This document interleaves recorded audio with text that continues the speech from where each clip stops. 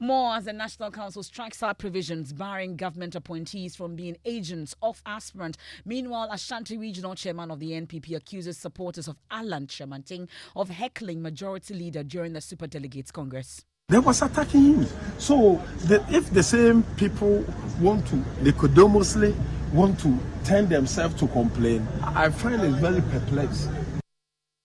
We have details as Majority Leader says the disciplinary committee of the NPP is assuring to subject reported abuses to thorough scrutiny.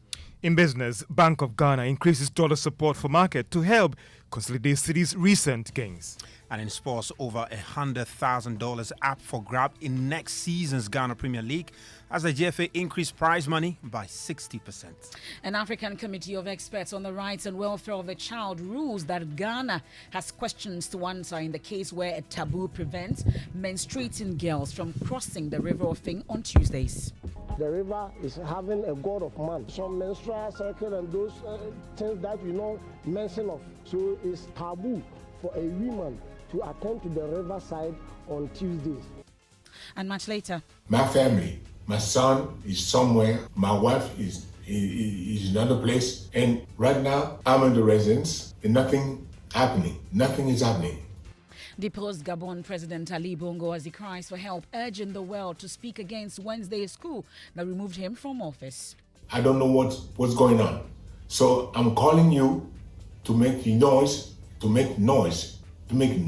really. Details as the Peace Council here in Ghana says it will do its best to maintain the peace Ghana enjoys. That's and more here on Newsnight. You want to join us with your thoughts and comments? It's via WhatsApp 055-1111-997. We are live on X Spaces. We're on Facebook and myjoyonline.com. I am Emefa Apau. Details shortly.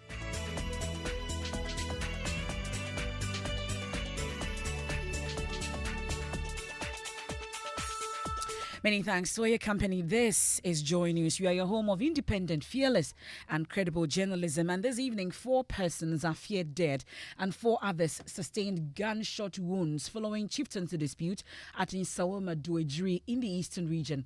The incident occurred when the Ochiman task force escorting a convoy of rival chief and stood by the Achimebwakwa Traditional Council were met with sporadic shooting when they attempted to occupy the palace in Addo.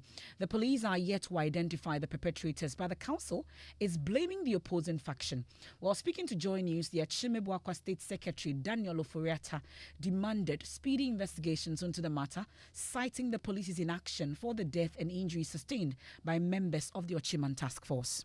First of all, there has been some laxity in terms of the provision of protection for people in Addo. They have received several threats from the rival faction led by the so-called chief of Addo, Okwanajo Afutudompre. In fact, the police in Nsawam have not acted on these threats that has been issued to our people. It was in consequence of that on the 15th of July of this year, Kwame Sarkodie was shot dead. And up to today, the police in Nsawam have failed to provide any form of protection or even arrest the culprit, for the culprit who were responsible for the gruesome murder of Odysseus Kwame Sarkodie. And the murder took place broad daylight. There were witnesses, but up to today, nothing has been done. And so it looks that we've lost confidence in the police in Nsawam. So yesterday, when after a period of 2 weeks of confinement, Burma Adu Koko III came to swear the oath of allegiance to the Osagifo, with them the faith that members of the task force who were unarmed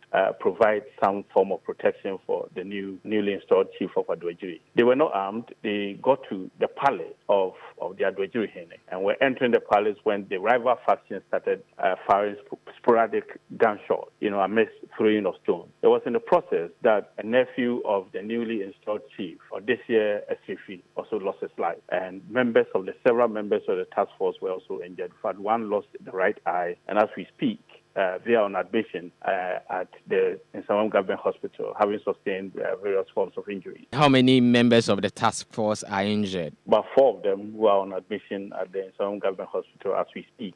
there was a one-sided unnecessary aggression, and this took place, rather unfortunately, in the presence of the Nsawam District Police Commander, who told members of the task force not to respond. So what do you want to see now, given the fact that a life has been lost and some individuals have been injured? Well, I think we call on the security services to, as a matter of fact, constitute investigation into what happened. So that's the State Secretary for Achimebwakwa, Daniel Oforiata, interacting with my colleague Kweti Nate. Now, Member of Parliament for the area, and so Anim-Addo, Frank Anodompe, is asking for heavy police presence to forestall law and order in the area. I was a bit disappointed at the police because, this matter is not new. It's been simmering for over 2 years. It's been simmering, and thankfully, somehow, so to speak, it's taking care of itself. The parties have always found a way to deal with it, either through the court or through some negotiation. That has been the case. Okay. Now, I think about a fortnight, we began to pick up some very strong signals that there was a potential danger. I think there was some police presence, but it wasn't enough. When I called for heavy police presence, I'm not calling for just one off, just some 24-hour or just some 1 week. We need about 2 months or so, or 2 months to 3 months heavy police presence. And the shooting incident that has occurred, it did occur in broad daylight. And names have been mentioned. The people, names that have been mentioned are people who are known to be living in Adwoeji and its environment. So we want to plead with the police, okay? Law and order is fundamental. Of course, a cause to it is the chieftaincy dispute. Nobody is glossing over that. But it's so fundamental that if we don't have law and order, it will degenerate. The matter will degenerate. Anytime the police has taken control of affairs at Adwoeji and its environment, the matter has taken care of itself naturally. So I think that it goes without saying, and I'm happy other parties have also re-echoed and emphasized the same call. There should be a heavy police presence just to maintain law and order. And then the other matters will be dealt with as it should. So that will be my first call.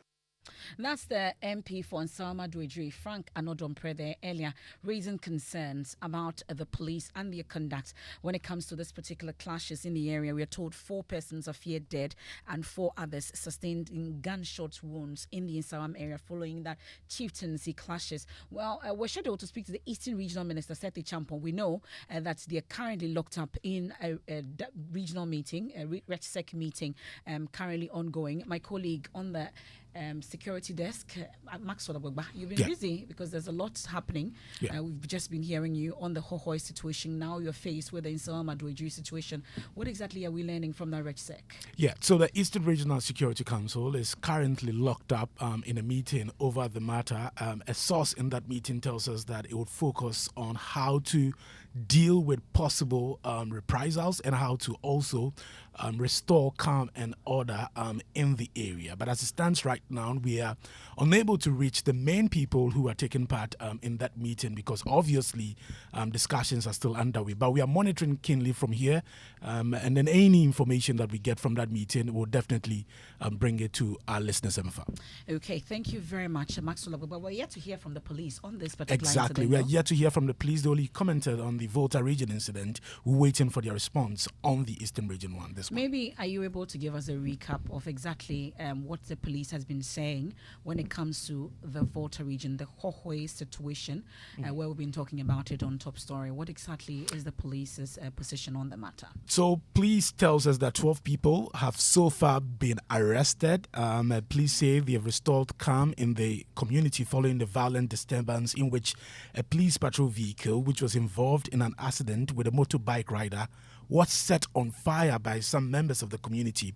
It confirmed that 2 people lost their lives today in that community following the violence, and a motor rider who sustained injury during the accident is currently receiving medical attention.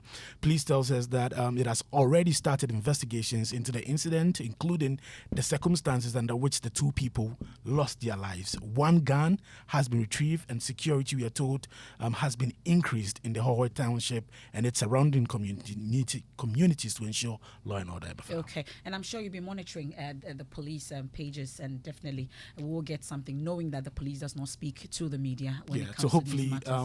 we'll get something from their Facebook page, hopefully, and then we'll put it out. Our situation. Thank you, and keep monitoring that RegSec meeting for us. And when we get it, we'll bring it to you. Now, the Asantehene Otumfuo State to the second, we know in recent times has distilled at least 5 chiefs for various offences, including multiple sale of lands, breach of traditional rules, and engagement in illegal mining activities. Well, according to cultural historian at the Menchia Palace, Osei Safokantanka, the unpleasant actions of sub-chiefs are sufficient enough for their distillment. He anticipates more of such distillments. Nana Boachi Dankwa Yadom has more.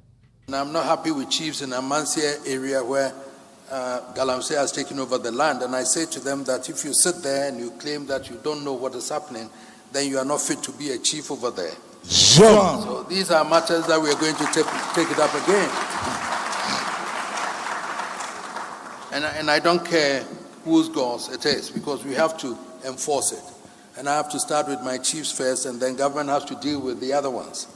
We all have to take matters seriously to be able to bring this to a closure, because I cannot accept that. I'm going to take a drive around those areas, in the Amansia to Manson Kwanta area and all those things, to see.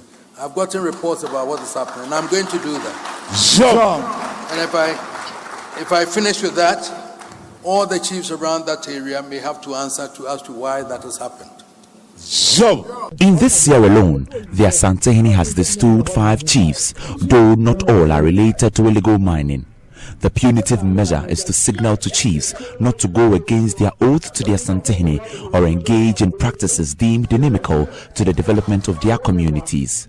Cultural historian at the Menchia Palace, teacher Safo Kantanka, says the Asantehene has in recent times established laws prohibiting chiefs from engaging in illegal mining activities and the sale of lands to multiple people.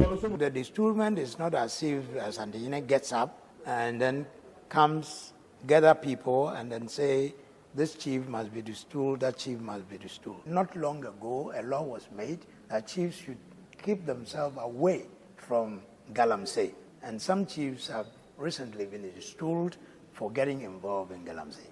Safo Kantanka says the Asantehene will not shell chiefs engaged in any act that goes contrary to the established rules and regulations of the Menchia Palace. When there is an instance when chiefs are trying to turn their backs against their own states or doing things which will not augur well for forward movement of their states, then it requires their distillment. And these things happen some of the time when there is peace and nothing bad is happening to divide or to destroy the chieftaincy system. We don't hear these things. So if it's found out that in the process you kept lying, nothing can save you. You'll be distilled. In the coming days, the Asantehene is expected to have a public hearing on chiefs involved in some detrimental practices. It is not a 9-day wonder. It will continue because it has become part of the culture. The law has become part of the culture, and culture does not die that easily.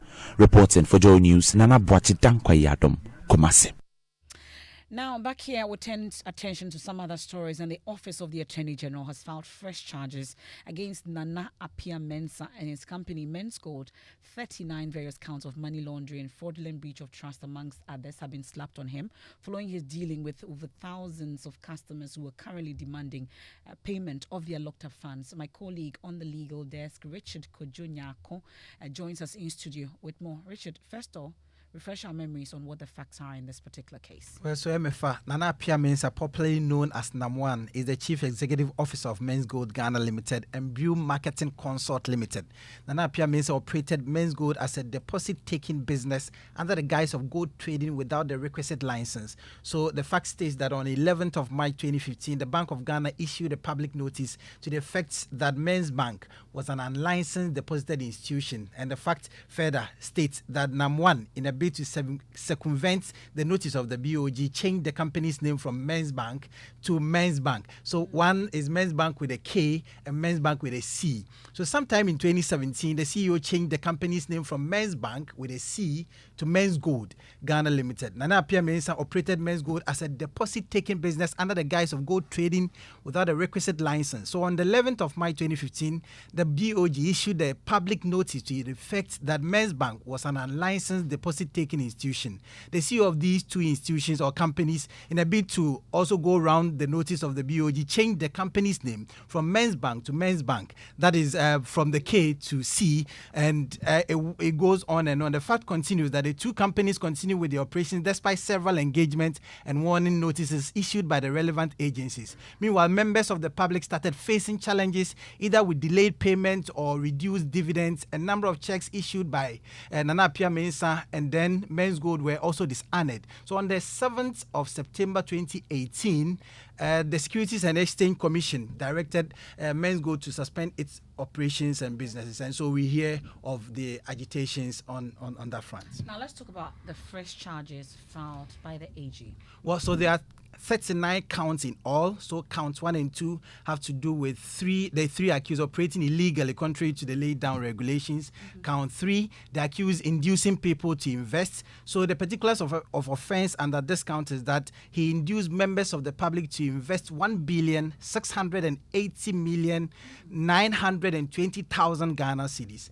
Let's go to count 4, 5, 6, up to count 25, that is defrauding by false pretenses. And Nana Appiah-Mensah, so I'm just reading to you some of the particulars of offense. And Nana Appiah-Mensah imbued Marketing Consort Ghana Limited between 2016 and 2018 in Accra, in the Greater Accra region, with the intent to defraud, obtain the consent of Angelina van der Palen to part with a sum of 420 million and 60 Ghana cedis by representing Brew Marketing Consort as a company licensed to sell gold deposit in return for profit on the value of the gold deposit, which he knew to be false. Another particular offense is that he intended to defraud and obtain the consent of Beatrice Owusu-Ansah to part with a sum of 188 million by representing Men's Gold as a company licensed to take gold deposit in return for profits on the value of the gold deposit, which he knew to be false. He also defrauded and obtained the consent of Benjamin Edusipoku to part with a sum of 20 million by representing Men's Gold as a company licensed to take gold deposit in return for profit on the value of the gold deposit, which he knew to be false. Okay. And he's also accused of the Focus Life Properties Limited to part with a sum of 48,300,000 by representing Men's Gold as a company. So there are a lot of these things that, but if you go to count 26 to 32, it deals with the fraudulent breach of trust when Nana Appiah-Mensah, the Brew Marketing Consort Ghana Limited and Men's Gold Ghana Limited between January 2018 and April 2018 in Accra, in the Greater Accra region, dishonestly appropriated the sum of 55,549,000, which was entrusted to him to transfer to Xylophone Media, a company he related to. And so if you look at it goes on, and 66 million, 20 million, and all of these things, these were also monies that have been lost to him. And so he defrauded by false pretenses through that. There were money laundering charges also leveled against him. We are learning that the case will be heard on the 19th of September. Exactly. You know that this case has suffered a series of adjournment. It goes to court, and then they are told that the case has been rescheduled and all of that. So people are happy that the case is finally coming on. Okay. Well, thank you very much, Richard Kujunyako, there giving us details of the latest charges or fresh charges filed by the Attorney General against Animwaa. Well, leadership of the Coalition of Aggrieved Men's Gold Customers have been reacting to the Attorney General's suit. Convener Fred Forson says the AG's charge sheet crystallizes the allegations against the CEO of Men's Gold, Nana Appiah-Mensah. It is said that half a loaf is better than none. At least something, the AG has gone further. He has given some indications, all right, that those charges that we were being thrown about now is being crystallized. On the 19th of September, we shall be in the courts and witness how the whole thing will start. And so I think it's a good start, and we want to commend the AG, even though it's late in coming, but at least it's sort of let us know that even though we don't know the outcome of it, but it's a good start. And we are also cautious because at the end of the day, it's our money that we want.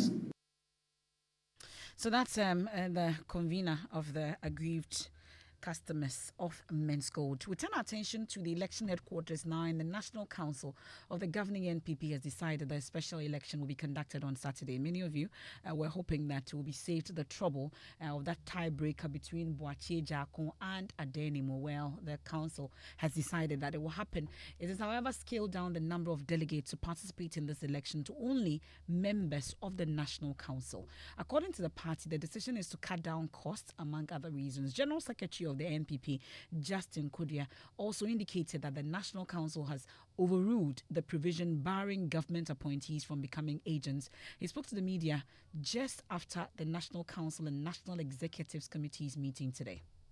Today, the National Council of the New Patriotic Party held an emergency meeting. As we recall, just this Saturday, we had our superdelegate elections. After the elections and counting was done, there was a tie on the fifth position between Honorable Adenimo and Mr. Boakye Jakon. Hitherto, the elections committee, by their guidelines under section 25,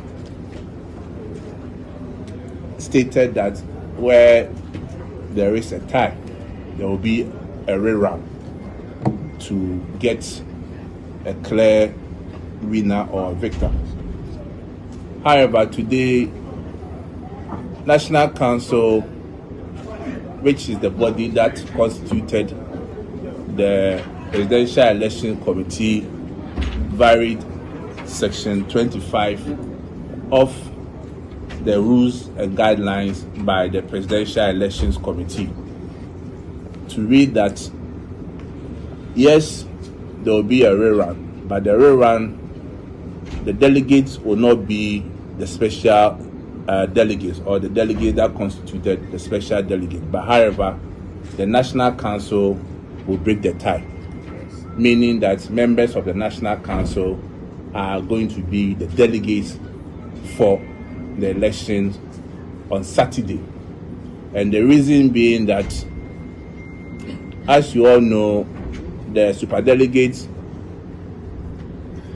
has membership including our external branches who came from far and near to come and cast their vote, and some of them have left. And also the constitution of our party under Article 10.3 gives the National Council the power to take decisions in the best and well-being of the party. And it's based on that the National Council has taken that decision, one, to save costs, and also to make sure we get it done as quickly as possible. So on Saturday, the rerun will happen at the national headquarters, and I know in due course the Presidential Elections Committee will give you the details. Again, National Council also overruled the decision by the Elections Committee, which agreed with the aspirants that government appointees, party officers, and MPs cannot be agents for aspirants. The National Council has made the point that going to the 4th November, any aspirant. So that's the General Secretary of the NPP, Justin Kudia Frimpong, there, just after that National Council and the National Executives Committee's meeting here in Accra. My colleague Samuel Imbura of our political desk has been all over this particular situation for us. Thankfully, he joins us via phone. Samuel, you've been monitoring this particular meeting all day. We've been hearing from Justin Kudia. So thankfully, all 955 delegates will not be participating in this election. And it's been whittled down to just the National Council. But you've been finding out from the election committee on the modalities. How different will this be? So we know that in the previous elections, we had external branches, regional executives, and a whole lot coming together to make up that 955 casting the ballots. So what we'll now do is that the National Council members are those that will cast their ballots That will be on Saturday to break the tie between Boakye Ejako and then that of Mr. Adainimo. So the party also indicated, as you played in the sound, that they are going to open it up for, those who are government appointees to also be agents of the aspirants on the voting day. Well, apart from this, though, you've also been interacting with the Ashanti Regional Chairman and other participants of this particular meeting. Let's start with Bernard Inchibuesiako, Chairman Wontumi. What exactly are his concerns?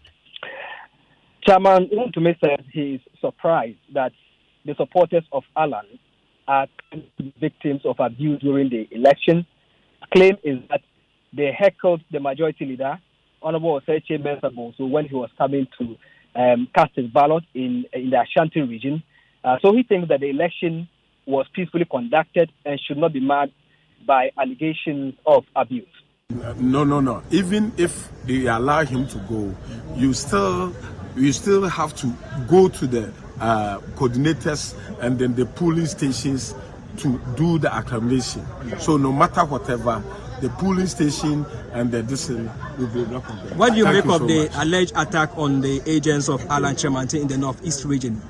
Do you think these are actual reports from the grounds? Listen, let me tell you, I was there personally. I was there personally when the majority leader was coming, and then Alan people was hooted at him. And they hooted at him in the Ashanti region? Yes, they was attacking him. Why? They was attacking him. So if the same people want to, nicodemously want to turn themselves to complain, I find it very perplexed. Okay, so that's Chairman Wontumi perplexed there. But you've been interacting with the majority leader himself. He confirms this incident? Mr. Oseche Mensah confirmed the incident, but indicated that it was triggered by a comment he made about the election, which was misinterpreted by the supporters of Alan, angering some of them to heckle him. Oh, well, somebody raised an issue that I had said that if a person obtained 70% of the votes, then there shouldn't be any second round. It was gross misinformation that was being peddled, because I had never said so anywhere. Was it the fact that some supporters of Alan hooted at you? Well, I just related to that. When I go to the grounds, somebody then raised the issue. This is Chairman Sabus, one neighbor, no, say, to be 70% of contestants will be 70%, and me and Twabebia. Now, more heckle, no. I heard that comment. But do you know the person who said that? I didn't look because it was. So what was the nature of the heckling? What was the nature of the heckling? Did that worry you? It didn't worry me. Well, Imura, substantively also is the issue about the disciplinary committee and the 5 people, including Kennedy Ejapon, that has been, admitted to the disciplinary committee for various offences. I'm sure that came up. You got to interact with the chairman of the committee. What exactly came up? Mr. Amwakwata, the Roads and Highways Minister, is the chairman of that disciplinary committee of the MPP. He said that the election was peaceful regardless of the isolated cases and infractions recorded, but he has assured that his committee will investigate the claims of misconduct and apply the appropriate sanctions against the culprits. I'm being careful about my comment on it. The fact that we recorded 1 or 2 infractions doesn't mean that we should throw our arms in desperation. Okay. Generally, it was peaceful. 99% peaceful. Even though we are all expecting 100%, peaceful situation. But are you assuring us that your committee will look into the issues and then come out with a report? That is obvious. I don't need to talk about that because that's what we are supposed to do. So that's Amwakwata there as the Roads and Highways Minister, who is supposed to be also the chairman of the NPP's disciplinary committee there, interacting with my colleague Samuel Imbura. So the National Council will be the only ones participating in that tiebreaker come Saturday between Adenimo and then, of course, Boachi Jako. And you don't want to miss PM Express this evening with Blessed Suga on the Joy News channel, delving deeper into this particular matter. Well, stay on politics this time. The National Democratic Congress says journalists in the country must step up with boldness and confidence in performing their duties as stipulated in the Constitution. Addressing the media, we know that the leadership of the party paid a courtesy call on the president and leadership of the Ghana Journalists Association and the general secretary of the party. Fifikwete says political interference with the work of institutions such as the Electoral Commission, the Ghana Police Service, and the media that are meant to be independent can be blamed for the country's current economic challenges. It is the truth that parties often want institutions to want to be under their thumb for their own purposes, but we must resist that edge. For example, the economic situation we have in our country today, that simply shows that if institutions were playing their role well, we should not be having some of these difficulties. The central bank is supposed to be a very independent institution.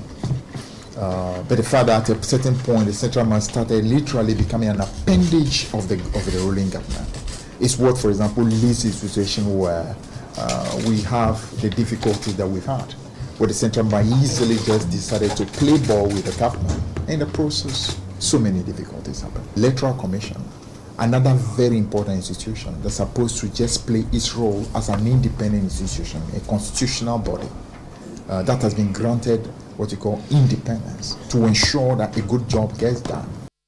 Well, the president of the GJA, Albert Kwabena Jumfo, also lamented the increasing number of assaults on journalists by politicians and political actors. We are much concerned about attacks on journalists by politicians and signs of government has been very rampant. We hope to collaborate with you, let you know that the media, we are partners in national development. We are collaborators.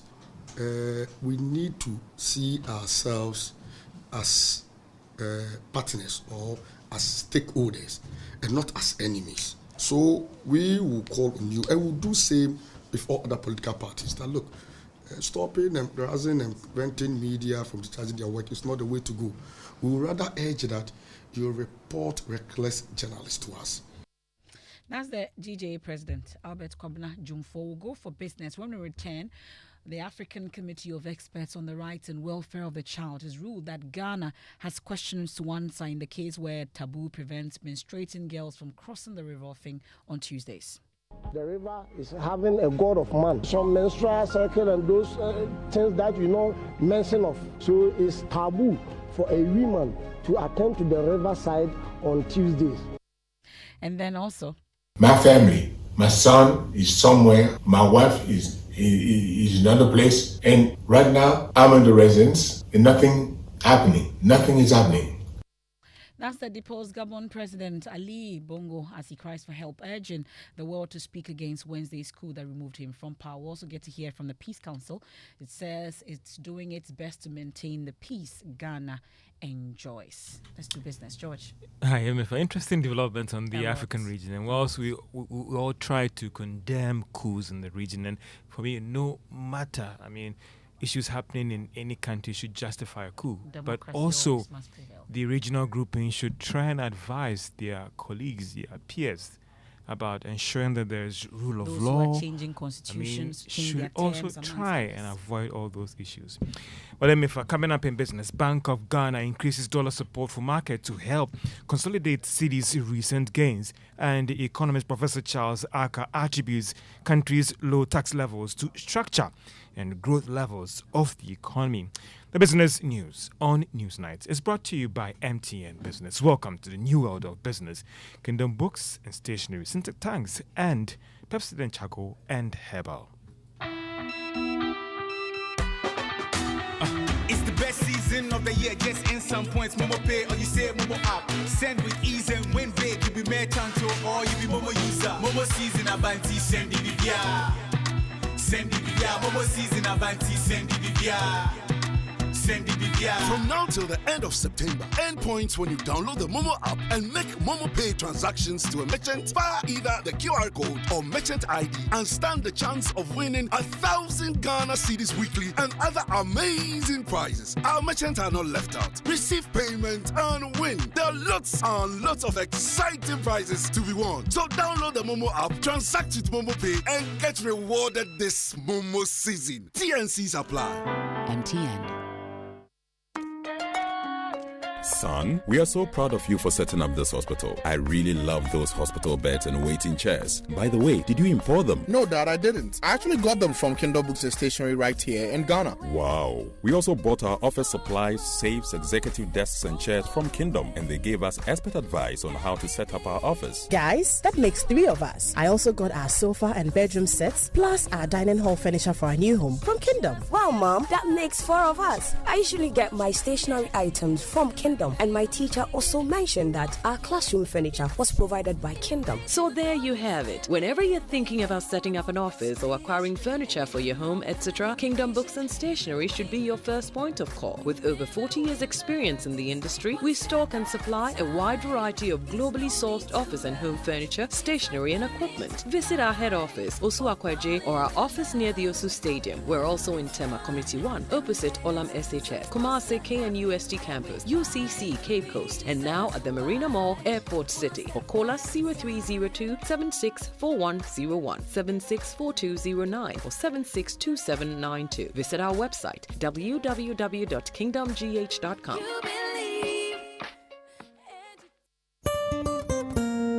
No matter your water needs, Syntex has it all. Syntex tank was first to introduce double layer tank, and now you can have as many layers as you want. Syntex tank was first to introduce white inner layer tanks in Ghana, and now introduces the customer specs order, which will let you order any color and size you want. Syntex tanks gives you the biggest warranty of 7 years, which no other tank gives you. So whatever your water consumption, size of project, or demand, choose Syntex tank. Syntex tank, stress-free. Syntex tank, reliable. Syntex tank, maximum guarantee. Call 0244 335 168, Kumasi 0505 555 666, or visit syntexgh.com. Syntex tank, a strong, a tough.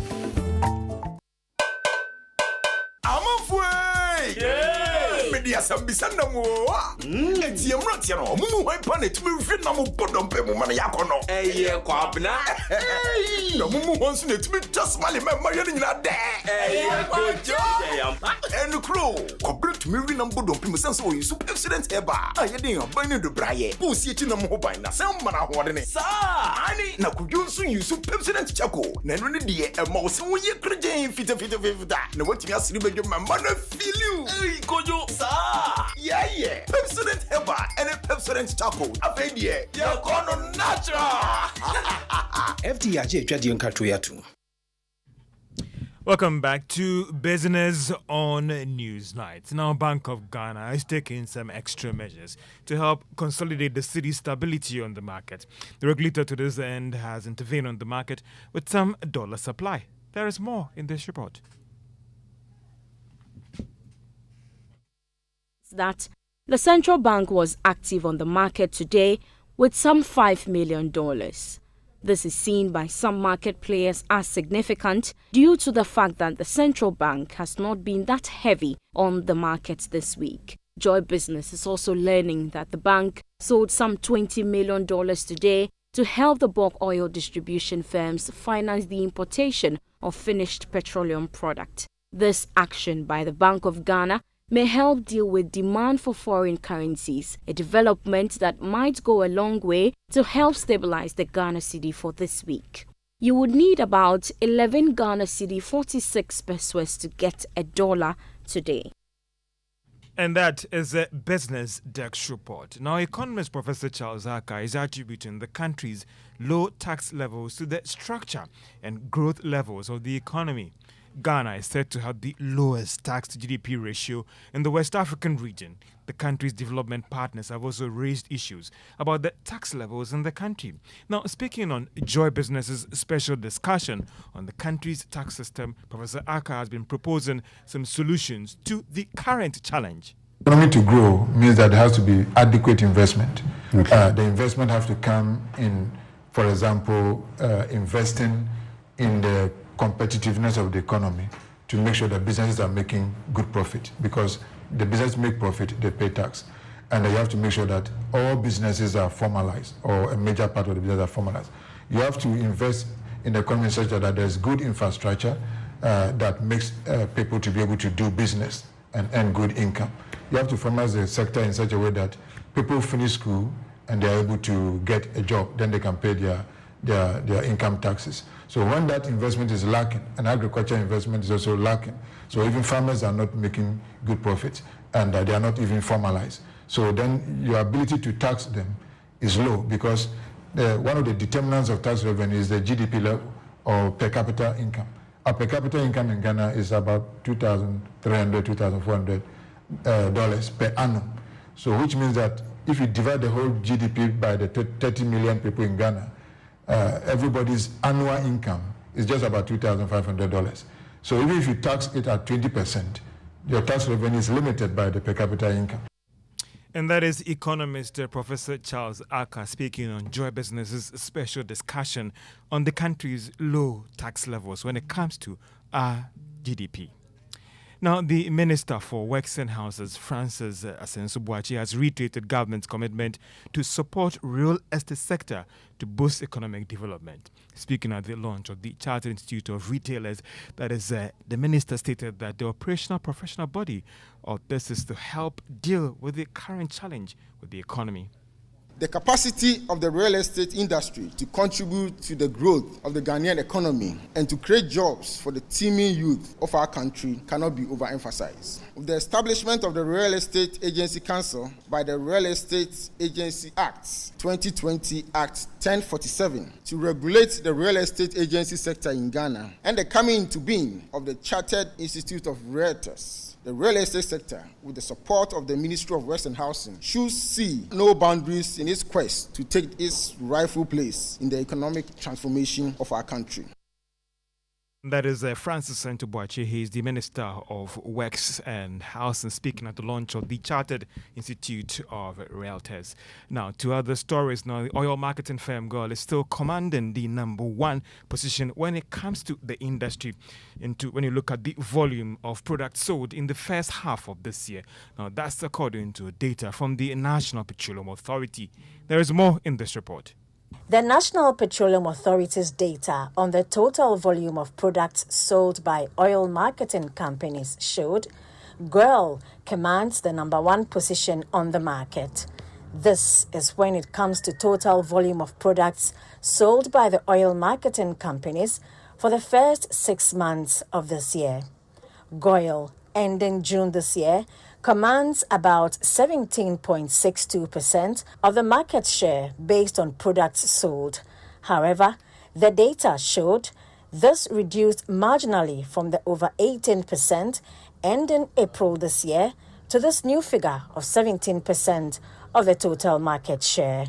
The development shows that, despite the intense competition in the sector in terms of pricing, has not lost out.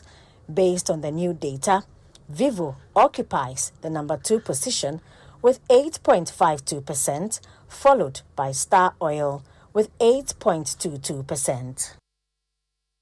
And that is the business desk report. Let's turn our attention to the stock market. And if you're a shareholder in Standard Chartered Bank, today the value of each share held was up by 1 Ghana cedi, 51 pesos, and is now worth 16 Ghana cedis, 65 pesos. If you also hold shares in Societe Generale, it was up by 10 pesos to close at 1 Ghana cedi, 11 pesos. And that's all for business on Newsnight. Back to you, MFA. Thank you very much, George. Now, the African Committee of Experts on the Rights and Welfare of the Child has ruled that the government of Ghana has some questions to answer in the case where taboo prevents girls from crossing the river Ofin on Tuesdays and also when they are menstruating. Joy News features editor Jojo Kobina and the Institute for Human Rights and Development in Africa, IHDRA, an NGO, filed a suit against the Ghanaian government for allowing archaic cultural practices to continue and failing to protect girls' right to education. Having fulfilled all grounds of admissibility, the African Committee of Experts on the Rights and Welfare of the Children has ruled that it will proceed to consider the merits of the case. I'll get into it shortly, but here are excerpts of that particular story. River Ofin in both Central and Ashanti regions is very sacred. There is an unwritten rule in all communities along the river, and women should not cross it on Tuesdays. In the community of Dencha Chechere, this rule is enforced to the letter. Also, when women or girls are menstruating, they are forbidden from crossing. It is believed that the curse will befall the community when women break this taboo. The river is having a god of man. So that thing is born on Tuesday. For this reason, it is the Tuesdays when the spirits revoke in the river. Maybe some menstrual cycle and those things that we cannot mention of. So as if we mention those things or we detach that things to the river is unclean. So our people or our elderly men saw that all those things attached to women are unclean for that day, Tuesday, because that Tuesday, the gods or the ancestors of the river may having some pacification or something like that. So it's taboo for a woman to attend to the riverside on Tuesdays. My name is Dorcas. I am 14 years old. I attend St. John's Basic School. I live in Bakampa village and I attend school at Chechere. I have to cross the river before getting to my school. When I am menstruating, I am not allowed to cross the river Ofin because it is a taboo. I'm from Theresa Glover. I am Theresa Glover. I am 13 years old. On Tuesdays, girls are not allowed to cross the river, but boys are allowed to cross. Dorcas and Theresa and many other girls have to cross a river to get an education. So we are currently crossing the Ofin River, and the gods of this river are against girls like Theresa and then Dorcas from menstruating and crossing it. They're against that. They're also against them from crossing on sacred days such as Tuesdays. One very interesting thing is the gods are not against people who are mining in this river. It's quite interesting. Women and girls are questioning the relevance of this taboo, what is affecting their education. It is not fair. It is not fair because every day the boys go to school and study, but we the girls, we can't study all the days. A peep through the school register shows the full story. Many girls who live across the river are absent from school. Well, so that's there you had excerpts of that particular feature that we put together on this. Thankfully, Jojo Kobina is with me in the studios. I also have via Zoom the Executive Director of the Institute for Human Rights and Development in Africa, IHRDA, Edmund Foley. Thank you so much, gentlemen, for joining me. So, Jojo, I want to find out if a girl crossed the river on a Tuesday, also in her menses, what happens? The chief didn't say exactly what will happen to them, but said that it is a taboo and something very disastrous will happen, but he didn't want to get into the specifics of that particular taboo, what would happen. Interestingly, in the longer version of this particular feature, there was this woman who gave birth on 30th March 2021, and it was on a Tuesday, fell on a Tuesday. She said the husband had to sacrifice goat and call the chiefs to come, and then with some gin, and then before she was allowed to cross to deliver. And so she actually recounted that, the delay nearly nearly cost her life, So, I mean, this is a very strong taboo that is actually affecting girls and women, that women cannot cross the river at all on Tuesdays. But, the Offin River is also a very long stretch. We have places where we have bridges where cars even pass over. That is the reason why this case is so important. We want government to do something about it. We don't want government to say that, to cancel the taboo, that the people can decide to believe in whatever they want to believe in. But I want to make sure that you believe whatever you want to believe, but you shouldn't discriminate against girls, on such days. Okay, well, thankfully, together with the IHDRA, you went to them, you petitioned the African Committee of Experts on the Rights and Welfare of the Child, and they have considered the fact that Ghana has some questions to answer when it comes to this particular case. Mr. Foley, thank you so much also for joining us via Zoom. So, in the event that this cultural practice is actually abolished to a large extent, knowing the fear that has been put in girls and people living in these areas, how are we hoping that even though it is cancelled, we'll still get girls crossing on Tuesdays to go to school? Thank you very much, MFA, and good evening to you and all our listeners. Indeed, the African Children's Charter, let's call it that, which is the African Charter on the Rights and Welfare of the Child, is clear that states have an obligation, including, of course, Ghana, to ensure that such practices do not affect the rights and welfare of children. And so whatever happens from what the committee will decide, we would expect to see at least a very clear program from government educating people on the harmful effects of the culture. And as Jojo indicated, the river is quite a long river. I mean, River Offin is quite a famous river in Ghana. Downstream, somewhere on the river, there is a bridge where it appears that the deity does not seem to have a problem with women walking across the bridge. So even in terms of culture, I think we would need to ensure that there is active, positive education of the changing dynamics in our culture. And so that you have instances where there is a bridge and the gods don't have a problem, why can't same be done in Chichire? So we are happy at the moment that the case would proceed on the merits, and we are looking forward to a decision that would be in all our collective interest to help these girls go to school. Do we know when exactly the case will start hearing, amongst others, all the details of it? Do we have it? It depends on how much case load the committee has to deal with. Okay. But we anticipate, going by, of course, our experience working on such cases, that it could be heard sometime next year. Mind you, also, both the applicants, of course, IHRD and Mr. Kobna, who have brought this, we would have to, of course, submit any further information or arguments that the committee would require, and also the government of Ghana. And this is often done it's not in a very antagonistic way, as it is sort of what we call a quasi-judicial body. But definitely they would address the hard issues in there. So considering the time, we are looking at sometime next year, possibly for a hearing.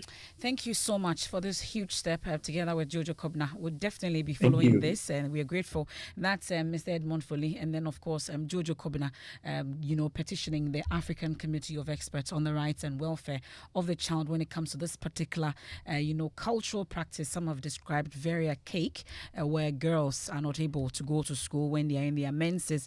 On Tuesdays, they can't cross the River Offin.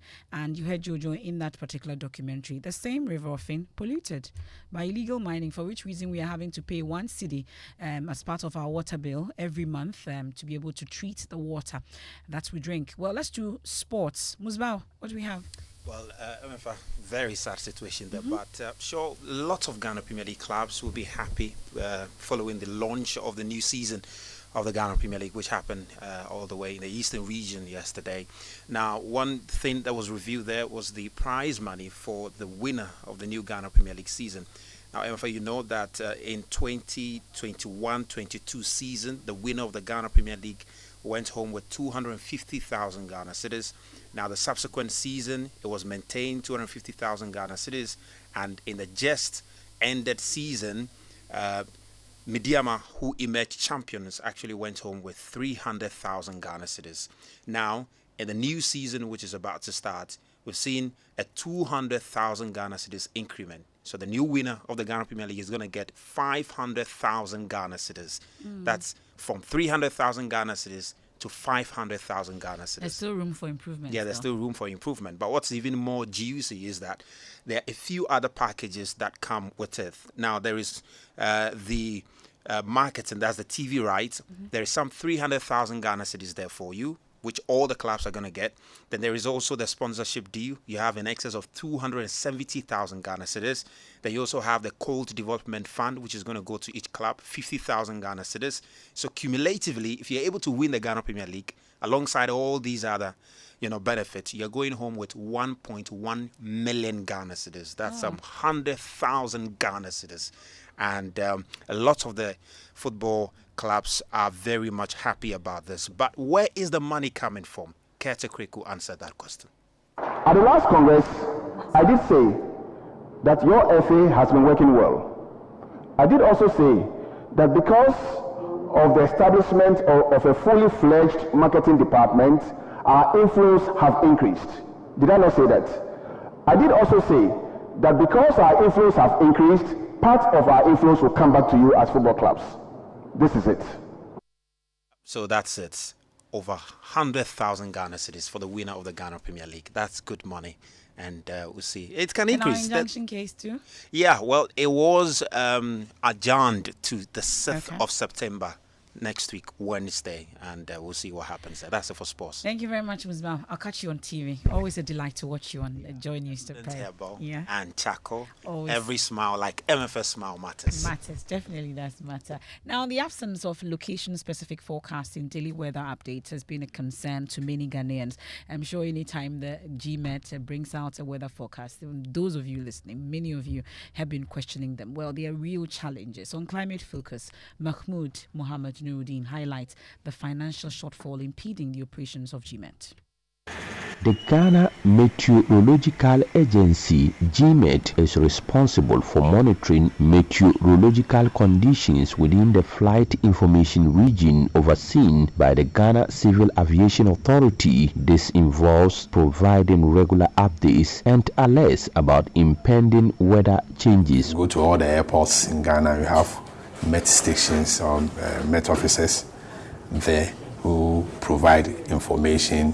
If you sit on aircraft, the information you get when the pilot is speaking to you is how the weather is going to be, where the turbulence you are going to experience. All that information comes from the Met institutions. Despite the crucial provision of these services, there exists an outstanding financial matter involving two airport entities, the Ghana Civil Aviation Authority and the Ghana Airport Company Limited. Acting Director General of GMET, Eric Esumai, says this monetary deficit presents a substantial obstacle. Flight that lands in Ghana, airport companies, civil aviation charge them.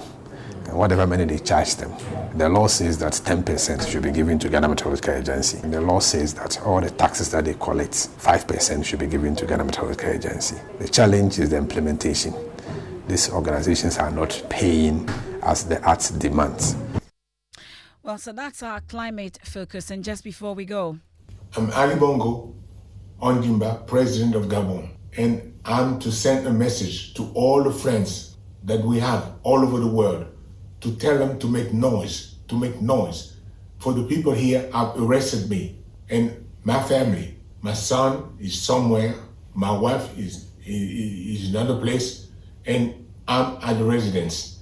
Right now, I'm in the residence and nothing is happening. I don't know what's going on. So I'm calling you to make noise, really. That's the deposed Gabon President Ali Bongo there, crying for help, urging the world to speak against Wednesday's coup that removed him from power. We've been hearing from the coup makers on what actually triggered their action.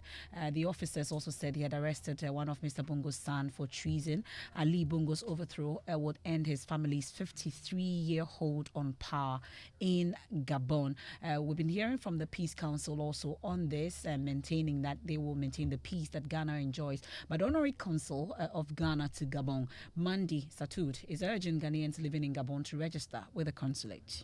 The situation in Gabon is making history because it's the first successful coup d'etat that the country has faced and undergone. The particularity about this one is that there's no violence, there's no bloodshed, and there are no unrests or attacks of any sort. It's something that was announced and the population was already expecting something to happen. They certainly wanted a change.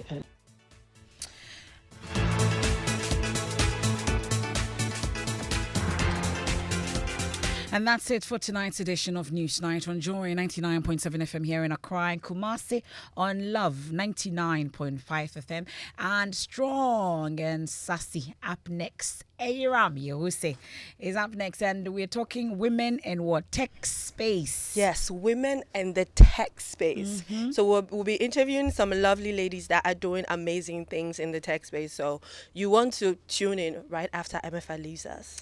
I'm leaving, and now tune in. Eyram, take it over. Thank you.